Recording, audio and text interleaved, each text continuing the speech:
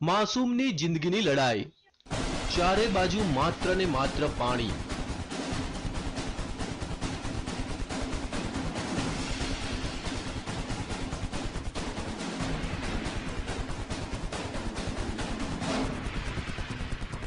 પાણીના ધમધસતા પ્રવાહ વચ્ચે ફસાઈ એક માસૂમની જિંદગી। મોતની લહેરો વચ્ચે જીવન અને મરણ વચ્ચે ઝોલા ખાતી માસૂમની જિંદગી। શું આ માસૂમ પોતાનો જીવ બચાવી શકશે ખરો?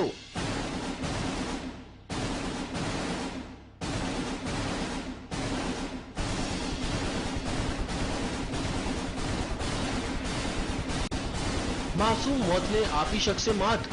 શું બચી જશે માસૂમનો જીવ? આ દ્રશ્યો છે મધ્યપ્રદેશના ભોપાલના ડિડોરીના, જ્યાં 2 વર્ષનો એક માસૂમ બાળક ફસાયો છે ધમધસતા પાણી વચ્ચે।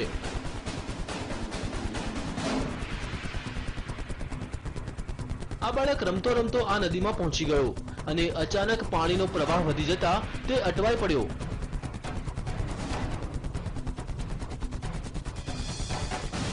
લહેરોના આ તાંડવને જોતા ભલભલાનો પસીનો છૂટી જાય, પણ આ માસૂમ લહેરો વચ્ચે લડી રહ્યો છે જંગ। જિંદગીનો જંગ। પણ હવે સવાલ એ થાય છે કે લહેરો સામે તે જિંદગીનો જંગ જીતી શકશે ખરો?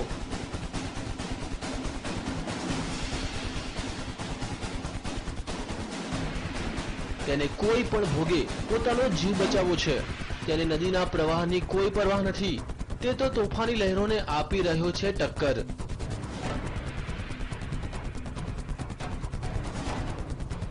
બાળકની આ જિંદગીના જંગને જોતા ગ્રામજનોએ તેને બચાવવાની જહેમત ઉઠાવી। માસૂમને બચાવવાનું રેસ્ક્યુ ઓપરેશન। માસૂમની જિંદગી બચાવવા ગ્રામજનોએ પહેલા રસ્સીનો સહારો લીધો। થોડા ઘણા અંશે તે સફળ પણ થયા, પણ અચાનક તે પાછો પાણીના પ્રવાહમાં તણાઈ ગયો। આ વખતે તો લાગ્યું કે માસૂમ તેની જિંદગીથી હાથ ધોઈ બેસશે,